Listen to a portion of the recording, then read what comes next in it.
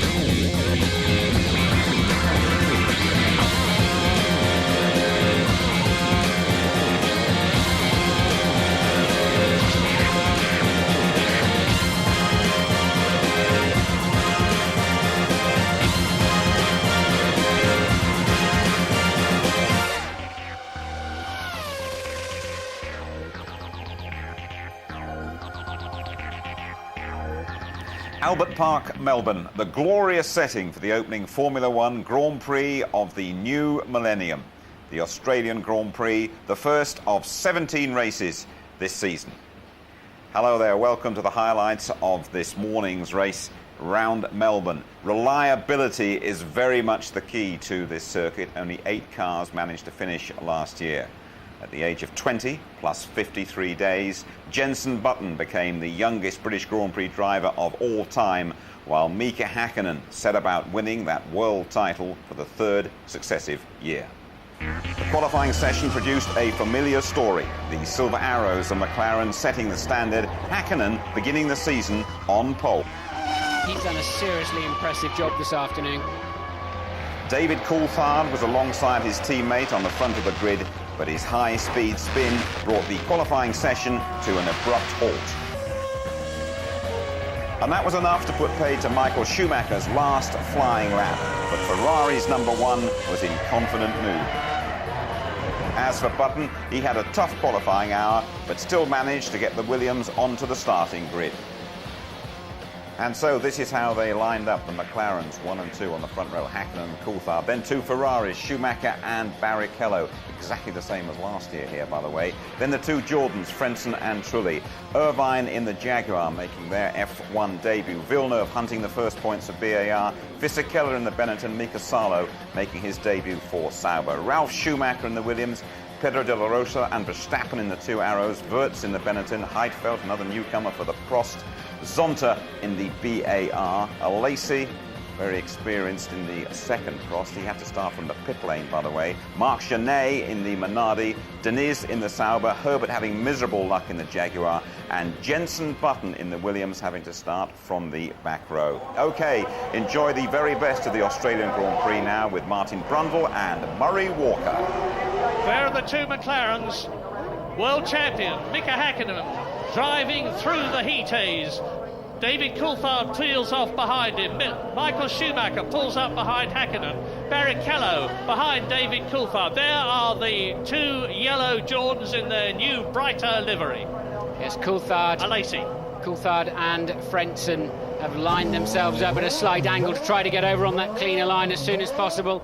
And Lacey patiently waiting in what must seem a very quiet pit lane.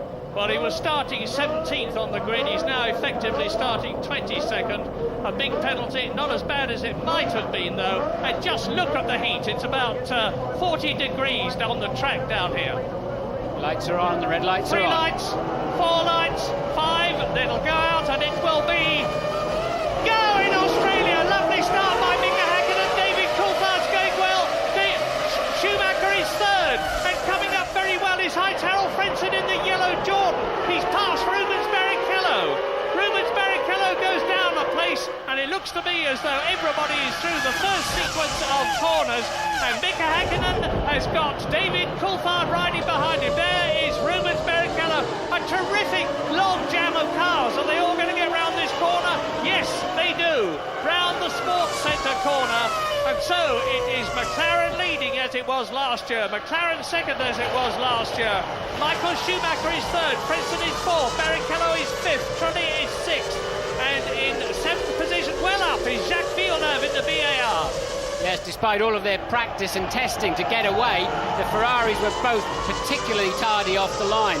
And fortunately, Michael Schumacher was able to stay ahead of the Jordans, but Rubens Barrichello dropping down to 5th place. Well, I tell you, the Jenson Button is going through this field like a hot knife through butter. I saw the last 5 together, and he was not amongst them. Indeed, I believe he's up with his teammate Ralph Schumacher. We'll have to look down the field. He's up into 15th position. Jenson Button has moved up from 21st on the grid to 15th before the end of the first lap. Mika Häkkinen, there he is, from Finland in the McLaren. And now look, this is very different to last year. Last year, the 2 McLarens, Häkkinen and Coulthard, majestically strode away from Michael Schumacher. They're not doing it this time, but the first 3 are stretching away from the first Jordan. Lap 1 completed, look at the gap there. This is great stuff already, and we've got to have 58 laps of this. It's going to be a long, hard, tiring race. Hard on brakes. When are the fuel stops going to come? McLaren, Ferrari, Jordan, Ferrari. Marc Genet has gone into the pits already, and at the end of the first lap, Jenson Button is in 15th place. Behind Rubens Barrichello, Trulli is 6th, Villeneuve is 7th, Mika Salo is in 8th position. Eddie Irvine in the Jaguar has dropped down 2 places tonight. And Herbert is out of the race. Johnny Herbert, who's had an appalling weekend, is already out of the race. He's at the end of the pit lane here, so he's past the white line, now in vision with you, and, well, no way they can recover that car. And this is why Johnny's out of the race. Look, he was minding his own business, going around the outside, and a Sauber and probably a BAR on the inside touch and just ran into him, has clearly damaged his car. Well, you're watching now the Jordan followed by the Ferrari. It's Frentzen and Barrichello. Just behind them in 6th position is Jarno Trulli. Where is Johnny Herbert's teammate Eddie Irvine in the other Jaguar? He started 7th. He's been passed by both the arrows of Verstappen and De La Rosa and Mika Salo's Sauber and Villeneuve's BAR. So Eddie Irvine, the man who won this race for Ferrari last year, is down in 11th place. And Mika Häkkinen has now just made another fastest lap of the race. He's really flying. 1 minute 33.9. Well, Barrichello's got a job on to pass that Jordan, which is not too slow in any part of this racetrack. Barrichello's got the faster car at the moment, that's clear to see. But has he got enough of an advantage? There really are so few places around here. The braking and turn-in areas are short and very high-speed turn-ins, for example, into this chicane, and doesn't offer any overtaking opportunities. That's a Lacey trying to make up ground, trying to overtake the Sauber, and clearly locks the rear wheels, probably on downshift as he headed into the apex with a bit too much speed. And that's put him probably straight to the rear again. Yeah, his dander is well and truly up. He had made his way up from last to 18th. As we look at Jacques Villeneuve now, 7th position in the BAR, and right behind him is Mika Salo in the Sauber, the man who drove for Ferrari and BAR last year. Salo in the Sauber with the Ferrari engine, and Jacques Villeneuve will be looking not just for another finish, he didn't have many of those last year, but for BAR's first point, as Pedro de la Rosa and Verstappen have a look at Mika Salo. The new orange arrows are going magnificently with the Supertech engine. They've got a brand new chassis, they've got 2 very tidy drivers, and one of them, Pedro de la Rosa, you can see in 10th position, is swarming about all over Salo, and behind the second one, Jos Verstappen, is Eddie Irvine in the Jag. Yes, and I'm expecting that arrows to be quick through the entire race. Looking at it, remember I said in qualifying yesterday, it's very supple at the rear. It seems like it rides the track and the bumps and the curbs, and I think that'll pay dividends if they're doing very long stints to keep the tyres better intact. Running quite wide there, Verstappen, but the arrows seeming to be confirming their winter season pace. Salo doing very well there in 8th place too in his first race for Sauber. Lap 6 out of 58. There's the leader, Mika Häkkinen. You can see how far he is ahead of David Coulthard. Look now for the Ferrari of Michael Schumacher. It's about 2.8 seconds down the road as Häkkinen comes through to complete his 6th lap. Eddie Irvine has spun, and it looks as though both Jaguars are likely to be able to shove off, says Eddie Irvine to the marshal. Well, the engine stalled, so Eddie's just trying to manoeuvre it, three-point turn it out of the way, and he wanted to decide which direction it was going in. So the safety car is standing by, we see from the computer here, but I think they'll clear that more than quickly. Oh, there's a wheel off there too, so whose wheel is that? Somebody else must have crashed in there too, you know, because Eddie Irvine had four wheels. Eddie Irvine had four wheels on his car. Look, there it is. So somebody else, not in our... Safety car is out. Safety car deployed, and we think it's De La Rosa has gone off into the wall. Eddie, from the camera angles that we could see, it was a bit difficult to tell who collected who. Talk us through it. No one collected anyone. De La Rosa just hit the wall and bounced out in the middle of the road. I lifted to slow down. The car just spun the minute I lifted, which is a handling thing we've been talking about. Hakkinen leading, Coulthard second, Schumacher third, fourth is Frentzen in the yellow car, fifth is Barrichello in the Ferrari, sixth is Trulli in the second Jordan, seventh is Jacques Villeneuve in the BAR, eighth is Mika Salo in the Sauber, ninth is Fisichella, 10th is Ralf Schumacher, and the safety car is in, and the Australian Grand Prix again is go! Hakkinen, Coulthard, Schumacher, and the gap between them 1.4 seconds. I can never understand that, why they don't bury the nose of their cars under the gearbox of the one in front, why they allow the restart to take place without being as close as possible to the car in front. I know you have to a certain extent react to when, for example, in this case, Hakkinen decides to pull away, but they don't, not like the IndyCar drivers where they really seem to maximise this opportunity to overtake. The F1 drivers seem quite happy to go in line astern. As they are now, there's the McLaren leading, McLaren second, Ferrari third, Jordan fourth, Ferrari fifth, Jordan sixth. The top three rows on the grid are the top six cars in the race, albeit in a slightly different order, because Frentzen is ahead of Barrichello. And in seventh position there's Villeneuve, right behind him is Salo, right behind him Fisichella and Ralf Schumacher in the leading BMW Williams. That is in 10th position. Jenson Button, by the way, is 13th in the race. Lap 11 out of 58. Here they come. Michael Schumacher very close to David Coulthard this time around, not close enough to have a stab in the braking area, but he's certainly giving David something to look at in his mirrors, and Schumacher making a better fist of this early part of this restart when, as I said, all the temperatures are down, and Hakkinen, as ever, scampering away. And Barrichello challenging the Jordan in front of him of Heinz-Harald Frentzen. In comes David Coulthard. Now, this is a very, very early stop. Good heavens. Whatever strategy he's on, I wouldn't have expected a two-stop strategy to come in before another 8 laps. I wonder if he's got a puncture. There was a lot of debris on the track from the De La Rosa accident. I've got a feeling it's a left rear puncture for David Coulthard.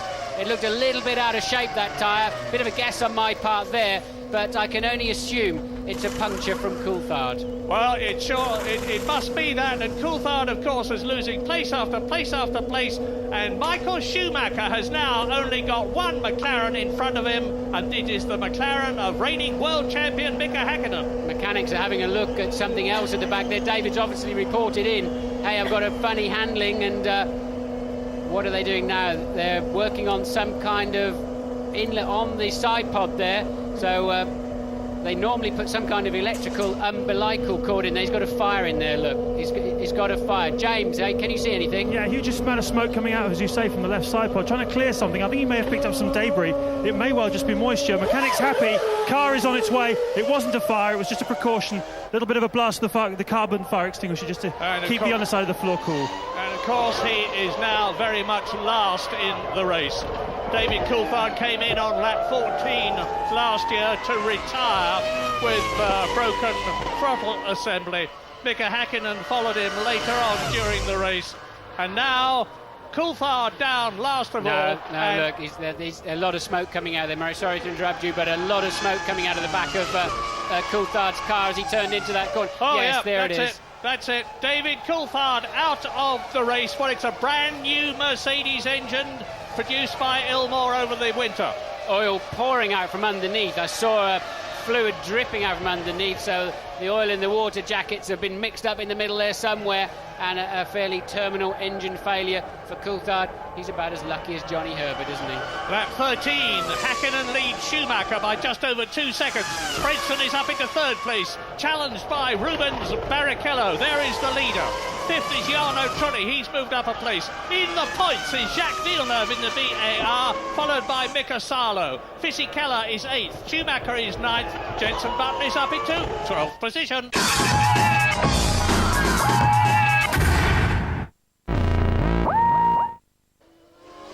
Here is the newly liveried VAR of Ricardo Zonta from Brazil. Hakkinen out, Murray. I think that's Hakkinen slowing.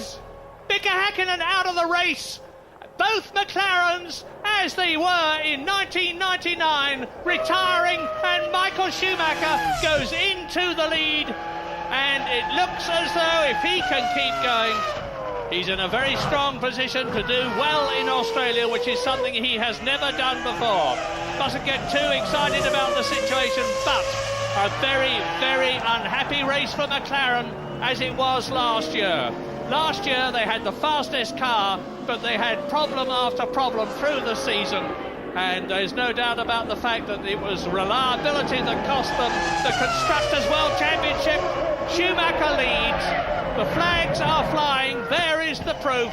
Schumacher leads the Australian Grand Prix. Hakkinen is out of it, Coulthard is out of it. Frentzen, as he was last year, is in second place, but behind a different Ferrari. Last year it was Eddie Irvine's car, this year it is that man's car, Michael Schumacher.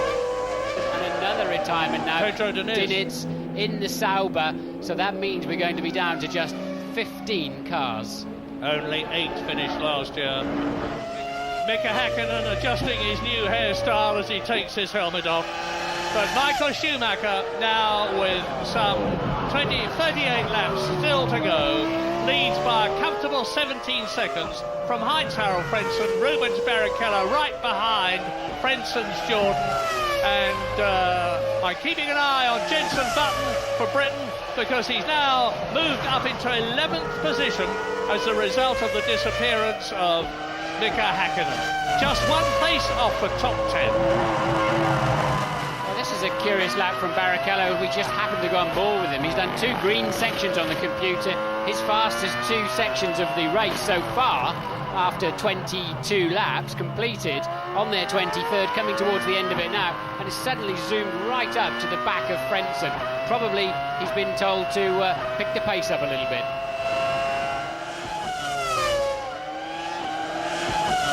Track temperature 34 degrees, it's going down, and Louise Goodman is with Ron Dennis, the boss of McLaren. Ron, I understand both cars have gone out of the race with an engine-related problem. What can you tell me about that? Yes, that's quite correct. They suffered exactly the same failure, which was a pneumatic failure in the valve gear, which is exactly the problem we had with 2 engines in qualifying yesterday, or practice in the morning.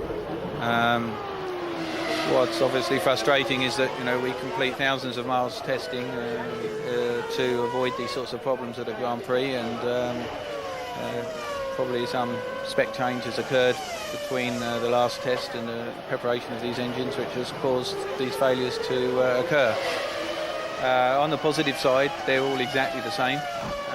It is a small failure, and as such it will be technically very difficult to resolve, but when you're dominating a race and already in a situation where you're conserving fuel and dropping the pace, it's very frustrating. I think it was a comfortable result, and makes it a little bit more difficult to accept. Thanks for talking to us. New fastest lap of the race for Michael Schumacher.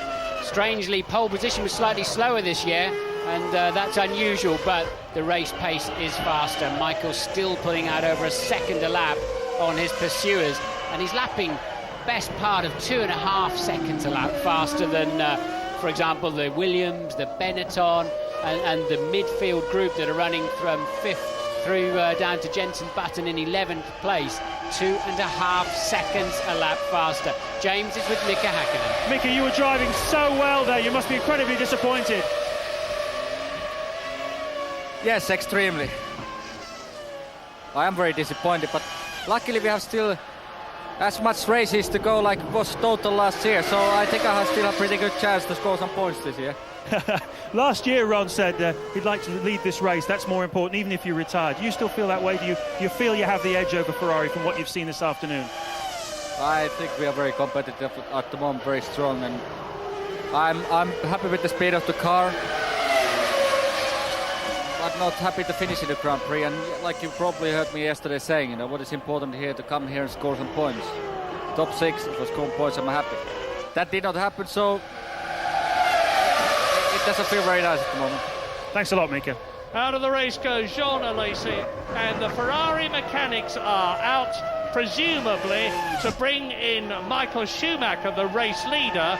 I wouldn't think, Martin, that they're bringing Barrichello in and hoping there's going to be a change between him and Frentzen as a result of a quicker Ferrari pit stop. Well, they may have left Michael slightly lighter at the beginning of the race to give him a chance to pass the McLarens and still stay on a one-stopper. Or they could be thinking of, is Schumacher coming in the pits now? They could have been thinking of trying to get Barrichello past Frentzen by stopping him very early. In fact, they might be better off stopping him very late. As James said at the beginning of the show, Jordan traditionally have a big fuel tank. James is down at the Ferrari pit. Michael, with the new speed limit here for this year, just 50 miles an hour. It seems an eternity. And of course, as the world champions, they're right at the far end of the pit lane.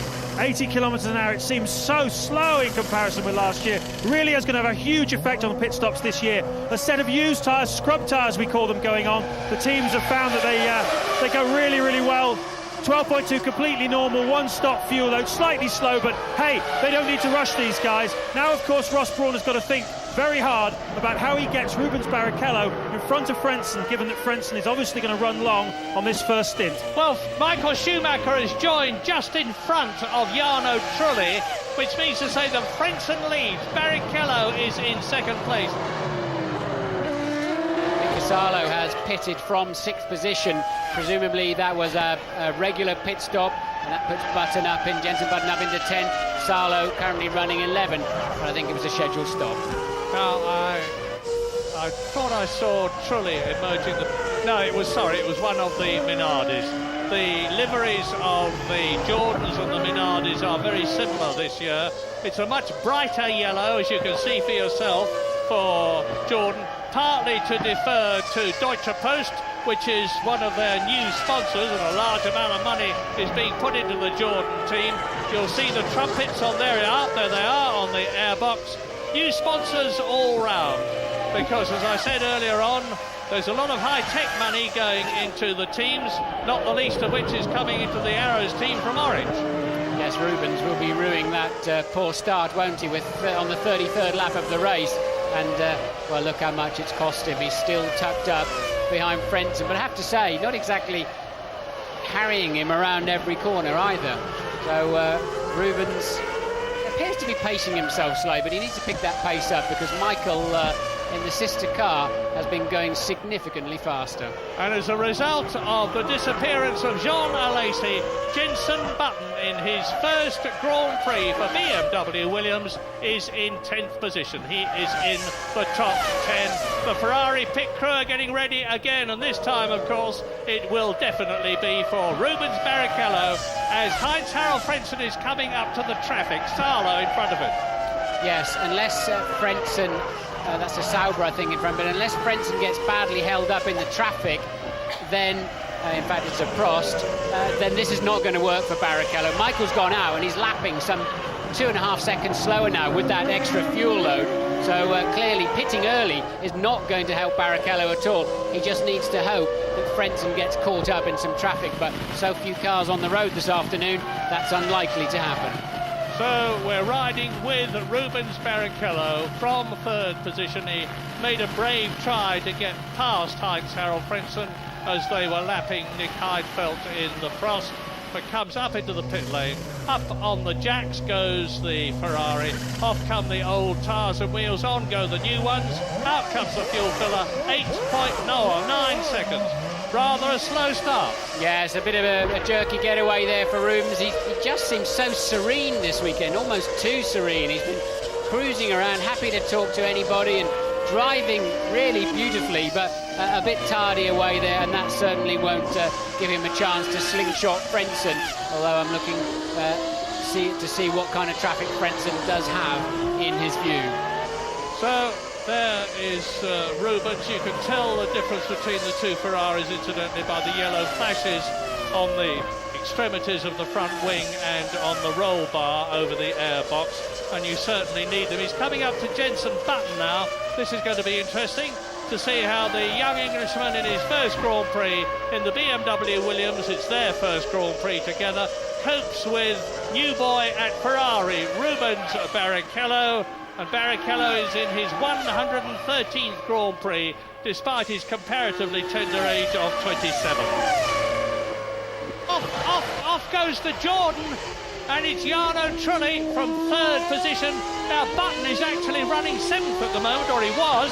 Now he's in sixth position.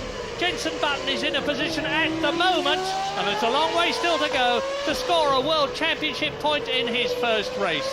Jarno Trulli blows it in his first race for Jordan, disconsolately walks away from the car out of the gravel trap. Here it is. I think it's going to be a mechanical failure, not a driving error though, Murray. Yeah, look, the engine's letting go and locking the rear wheels. You have to get the clutch buried very quickly, and then the hydraulic pressure fades away, and that's an oil fire at the back of the car there. As you know, it then quickly burns itself out, and in comes Frentzen for his stop.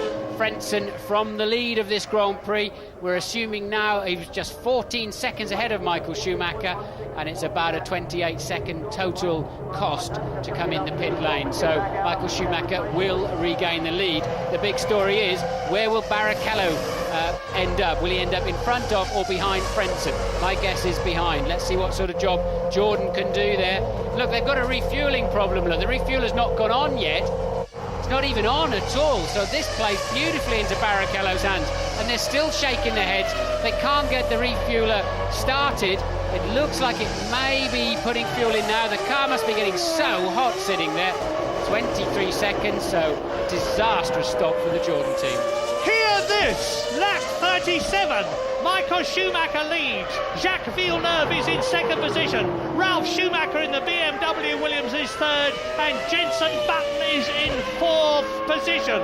Incredible! Rubens Barrichello is in fifth place. Frentzen, there he is, fighting hard to recover what was the lead, and is now very, very much down the field for him. This race is getting red hot as into the pits comes Villeneuve. There is the proof in front of you, and I saw one of the BMWs coming in. There is Jenson Button coming in for his race stop. That's the first ever pit stop of his career. So his Grand Prix career, of course. In fact, I think it's probably the first racing pit stop of his in career full stop, and a good one it was too for the Williams team on 11 seconds dead. Jenson over the white line now. He can press the button, get rid of the speed limiter, and accelerate towards the first corner. New boots, take it easy, Jenson. Remember, the grip characteristics will be different in the car now from the older tyres that you just got rid of. But on lap 38, Michael Schumacher seems only to have to keep going to win the Australian Grand Prix for the first time. But I dare not make any promises. I hardly dare speculate, because, as I said, BMW, who are entirely new to Grand Prix racing since they left it so long ago when Nelson Piquet won with a Brabham BMW Turbo, but they're looking mighty good at the present moment as Ralf Schumacher follows his teammate Jenson Button in for a pit stop. He follows in from second position. Now that means that Barrichello will definitely move up into second place in the Ferrari.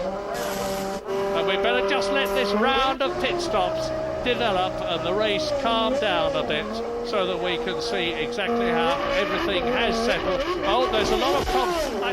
I was wondering if it was a heat problem. But it's not all that hot. 24 degrees air temperature. Ralf Schumacher, who finished third last year, going well, and we've got news from Louise Goodman. Yeah, disastrous couple of laps for the Jordan team there. As you rightly surmised, Martin, that was an engine problem for Trulli. And then, of course, Frentzen, the refuelling problem, that was a stuck nozzle. That's obviously a serious blow to Hip's hopes of repeating last year's result, and when it was all going so well for the team. Bad news for Jordan. Thank you, Louise. That 11-second stop for Jensen worked out just fine. It's actually put him ahead of Zonta, and particularly Salo. Salo must have had some kind of drama. So Jensen in 7th place. Ralf Schumacher, we haven't really seen. He's got to complete his outlap yet. I suspect that's going to put him down around 5th place. Well, things have got to settle down, but quickly, here are the first 6 on lap 39. Schumacher leading Barrichello now. Ferrari first and second. Ralf Schumacher's been into the pits. Frentzen third, Villeneuve fourth, Fisichella in 5th position, and Jenson Button is in 6th place. Time for a break.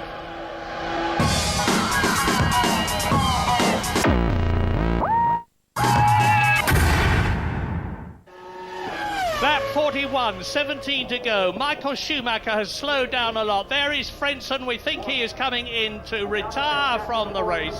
He slowed down so much. He's got a gearbox problem. That has been the Achilles heel of the Jordan car, this year's car, in testing, and it looks as though it struck again, if an Achilles heel can strike. Michael Schumacher, then Ferrari leads. Rubens Barrichello, Ferrari, 11 seconds behind him and speeding up to close the gap.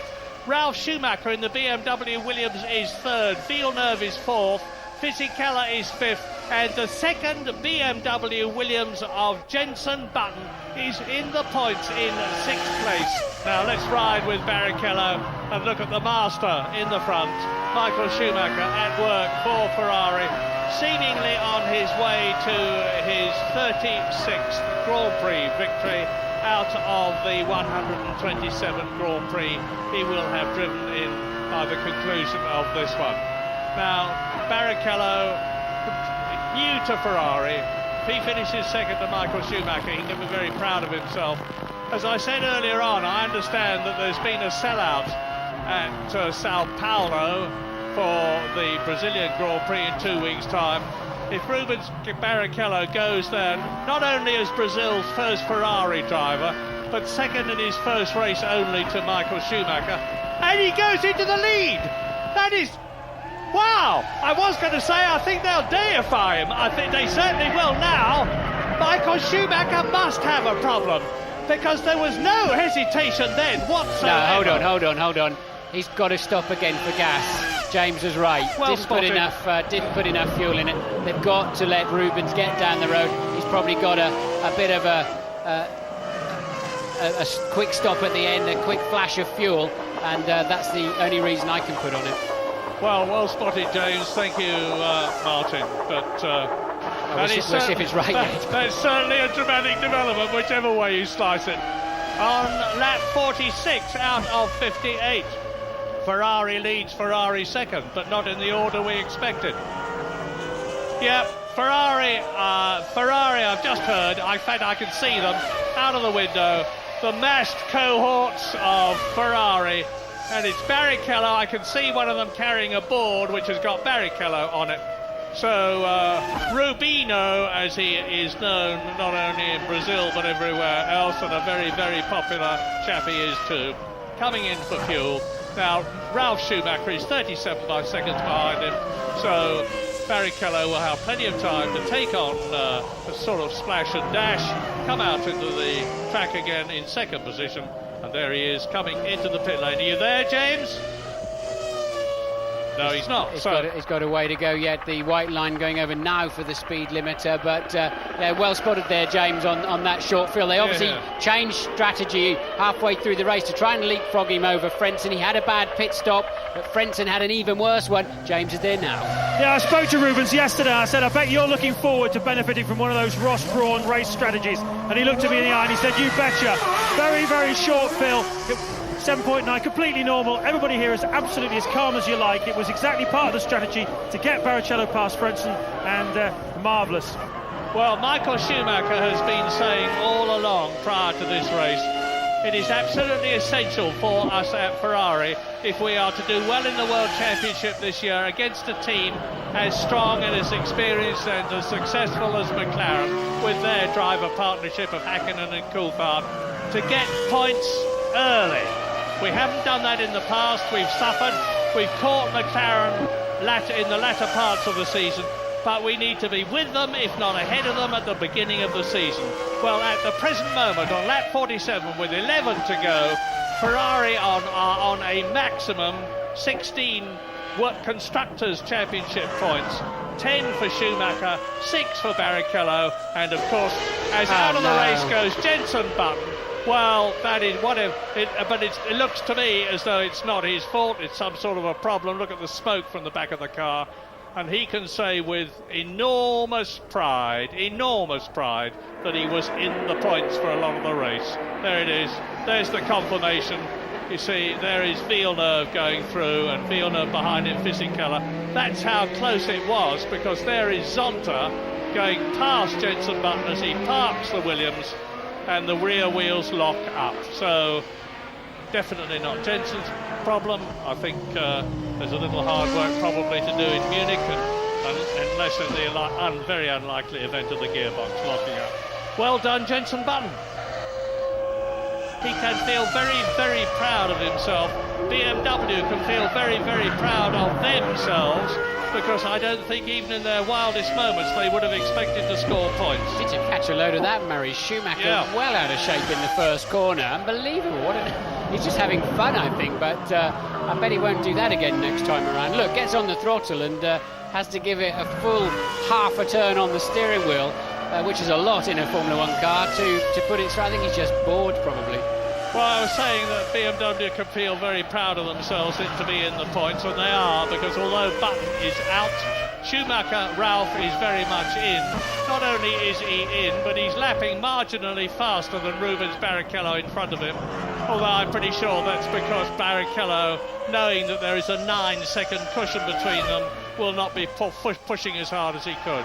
Here's that scrap, Murray, look. This is Villeneuve, Fisichella. Salo has now passed Zonta. Salo is up into 6th place. And this is the scrap. Villeneuve, Fisichella, Salo, Zonta and Wirtz. And they're covered by just 2 and a little bit seconds. And Villeneuve there is 4th. There's Fisichella 5th. Salo 6th. Zonta is in 7th position and Wirtz behind him in 8th place. So 1, 2, 3, 4, 5 cars as quickly as you can say. It's battling for 4th position. Wonderful scrap, and this is the 51st lap of a 58-lap race. Yeah, I'd like to see a replay of how Salo made it past Zonta, actually. We haven't seen too much overtaking this afternoon. Be interesting to see where and how he was able to do it. Good performance from Salo today. As I said, I think he lost out in the pit stop somewhere, but he's getting it back up into the points. And at the moment, BIR look like they could be in for their first ever World Championship point. Here we go, look, we have got a replay. Salo taking a dive up, I think that's into turn 9. Good move there, made it stick, kept his line, and off he goes. Now, Michael Schumacher out there in front for Ferrari. I said earlier on that he's had a great deal of bad luck, ill fortune in Australia. If he wins this one, it's not only going to be... Oh, and Zonta having a look. It's going to be Michael Schumacher's first race win in Australia if he wins.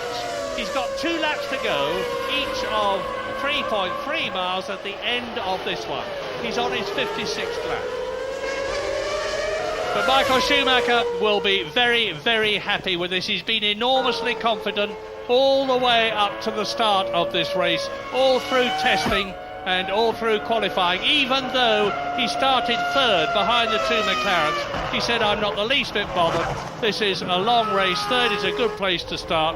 And it looks as though, as is usually the case when Michael says something, he was absolutely right. The flags are flying, and Michael Schumacher is coming through to win for the first time the Australian Grand Prix in wonderful style. A great sight. Schumacher wins. Fist out. Victory salute. And a euphoric Ferrari team greet him home and look down to see Rubens Barrichello. There he is. finishing in second place in his first race for Ferrari. Now, only 7 seconds further back, it should be Ralf Schumacher in the BMW Williams, and it is. Ralf Schumacher finishes third. A great finish for him and for the Williams team. But the man of the day, as we have seen so very often in the past, is the great double world champion Michael Schumacher, making a wonderful start for his attempt at a third world championship in the year 2000. Embraces his brother. Oh, there's never been two brothers like this in Formula One. We've had them in the past, of course, the Rodriguez brothers and various others, not all that many of them, but this is the most successful brother partnership of all time in Formula One.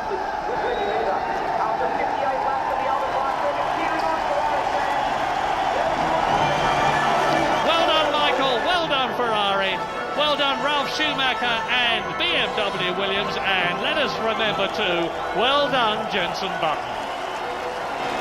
And so back-to-back Ferrari wins in Australia, enjoyed by Melbourne's sizable Italian population. The Constructors' Champions have certainly hit the ground running this time. You've got the good start that you didn't get the last 2 years. How do you see the season ahead now? Exactly the right direction. I mean, that's what we needed to start off competitive, and now the season can go ahead. Quick word on Rubens, fantastic drive by him today. Yeah, no, great job, no doubt. That's what we wanted, to have a competitive teammate, and he certainly is. We got on very well, I have to say. We work very well together. We exchange a lot of information. So it's also, all in all, a very calm atmosphere. What was the feeling like when you were stood on the podium? Well, you know, I'm always delighted to be there. I'm always, for sure, people in Brazil are happy because everything is happening. But I mean, inside myself, I think I did a good job. I was almost on the pole position this time, and I was almost on the first place this time. So who knows, Brazil is coming. I was able to go very fast during the race. I was, I'd say, pushing onto the McLarens. They had a better start, as usual. That's something we need to work on. But I'm very optimistic. We are there, and we need another little steps, and then we will look a little bit more comfortable. Special moment on the podium there with you and Michael, I could tell. Well, it was. It's actually always a very special moment, but today, you know, it was particularly special because I think, you know, first race for a new manufacturer, being third is a great moment. Shaq, what a brilliant way to start the season. Oh, it feels great. Mostly after all the hard work of last year, and finally get a result is a good thing. What difference is it going to make to the team?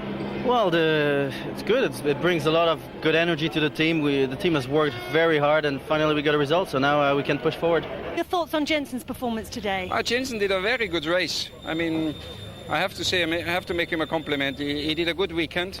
I mean, he crashed yesterday morning, what is a very normal thing that happens sometimes. But today he did great, and I mean, he was in the points when he stopped, so he could finish in a fantastic position too. How different was the whole experience of a Formula One race for you, Jenson? It's obviously very different. Long races to start with. A 58-lap race is very long compared to what I'm used to. It's about 20 laps in Formula 3, so it's quite a big difference. Also the competition. This is the best drivers in the world I'm racing against now, and it's great to be here. Physically, did you feel it in the later stages? Very, very hot out there, very demanding? Yeah, just after the just before the pit stop, so I started getting a bit tired, but after the pit stop I was raring to go again. I don't know what, maybe I had an extra booster or something, but coming out the pits and being in sixth definitely helps. I tell you, it's really good to have you with us. It's really good to have you throughout the season. Thanks for joining us now.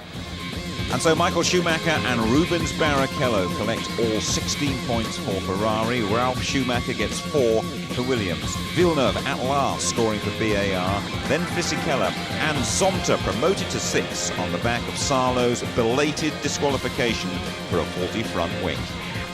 Martin Brundle's joining us. We saw the first Formula One drive for Jenson Button. You were very unsure about whether he should be here at all. Have you changed your mind? The season's yet young, of course. There's a lot of things to happen, but it was a tremendous performance, a good start, excellent start in fact. Kept it on the road. He was dicing with some old hands. His lap times were very, very consistent through the race, and I wondered if he might tire, might fade a little bit. Jenson said later that he was feeling a bit fatigued just before the pit stop, but when he came out after this stop, which was very quick in 11 seconds... His first ever pit stop. His first ever pit stop in a motor race. Got away well, look. And next time round, they're showing him P6, and that gave him a second wind. Tony, he seems to have handled the whole Formula One circus like a veteran. Yeah, he has, and I mean, I can't think of anyone other than Alain Prost, when I was working for McLaren, who came from F3 after we'd selected him, went straight into his first race and got 6th place, which of course what Jensen was heading to. And he'd had literally no experience whatsoever, other than this man on the right, who also did a great job jumping from F3 to F1. I think he's got it. As Martin says, the jury's out because there's a long way to go. But let's hope for his sake and for Britain and for the younger drivers who are waiting for him to blaze a path for them, that he makes it. So we give Jensen a tick, shall we, Martin? Let's look at the start. It looks as though McLaren's have got a big stick there. They look a big tick, I should say. They look to be away and gone. Yeah, the McLaren's a perfect getaway there from both of them, and Coulthard even thinking having a look up the inside of Hakkinen, but the Ferrari's very tardy away, giving one of the Jordans, Frentzen, a chance to split them, and that would cost Barrichello a lot of time. A little bit of a touch going on at the back end, but pretty solid driving from all those in the field, actually. Now, when the big cat came out of the bag, which a big blaze of glory, wasn't it? But they sort of whimpered away with the tail between the legs here, Jaguar. Yeah, I mean, it's a shame again, and we have to remember that it's a repainted Stewart team, and they have had these huge problems. But Johnny Herbert, and Martin said it in the commentary, unfortunately, it's the same old luck for him again, and he almost has the secondary Australian jinx. That was Deniz who pushed him out there, and then someone had pushed into him. But, you know, he got thrown off into the sand in 97, him and Villeneuve, and this was Irvine also spinning out in avoidance of Pedro de la Rosa, who'd gone up earlier off there. A suspicion, maybe some sort of a failure on the arrows. We don't know, we'll have to wait and see. Let's go back and talk about McLaren's, Martin. Amazing. Again, they leave this place nil point. I know Ron Dennis said to me before the race that he felt sure they'd fixed the problem they had on Saturday morning when both cars failed with engine dramas. They thought it was something to do with a transit problem as they were coming over from the UK to Australia, and he felt it wouldn't be repeated. But as we saw, both of them puffing smoke out of the back as they departed from the race, looking very sick, and as you say, absolutely no points, and they didn't seem to have their clear performance advantage that they've had in the last couple of seasons going into the first race. And the Jordans as well, so much expected from Jordan this season, especially after the way they went last time around, and they had a pretty miserable old time, Tony. Well, they got the strength and the continuity with the Mugen Honda engine, the same staff and team, and Jarno Trulli, the poor lad here, was in a firm third position, and then off he goes out like that. Look at the flames coming out of the back. That a bit of a shock. They have had gearbox problems during testing. Now, this is Heinz-Harald Frentzen. It was after the pit stop. Schumacher had already come in. Heinz-Harald Frentzen had a 14-second lead. He came in. Now, this was the refueling problem, having to put the nozzle back on and off. Something had jammed in there, and that'll rekindle this debate about the decoupling under flow, that is, with the fuel still in the hose, and then yanking it off, which is what Ferrari did last year to make refueling quicker. It could jam. Lots of people say it's dangerous. Final word from you, Martin. Sum up the Australian Grand Prix. Well, reliability was a huge issue. Ferrari looking strong in every way. Michael Schumacher looking peerless, it has to be said. I thought there were some very solid drives through the field.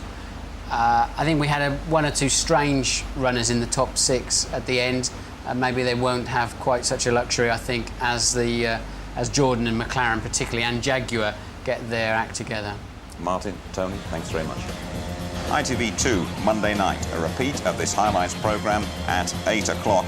And a couple of weeks' time we go to Brazil, stand by for Rubinho fever there. Lots of support for Barrichello, qualifying live 3:30 on the Saturday afternoon, and the race, our coverage starting from 5:20 on the Sunday, highlights at 11:50. And so Michael Schumacher is a winner at last in Australia, and so is Jenson Button, thrown in at the deep end, down under, but emerging in great style. Good night to you all.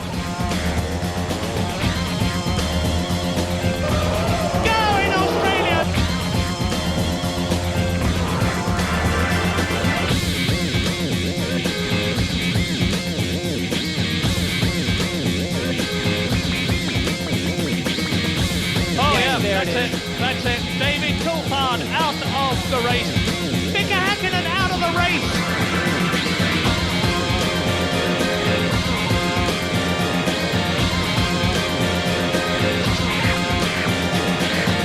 Schumacher wins.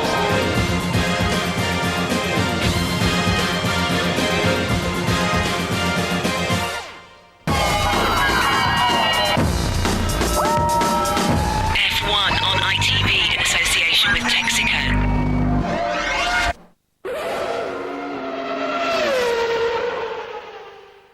If you would like to know more about Formula One, the website address sponsored by Sutton Motorsport Images is www.itv-f1.com. And you may like to know that the official ITV Formula One Grand Prix guide is now available, price £9.99 in bookshops.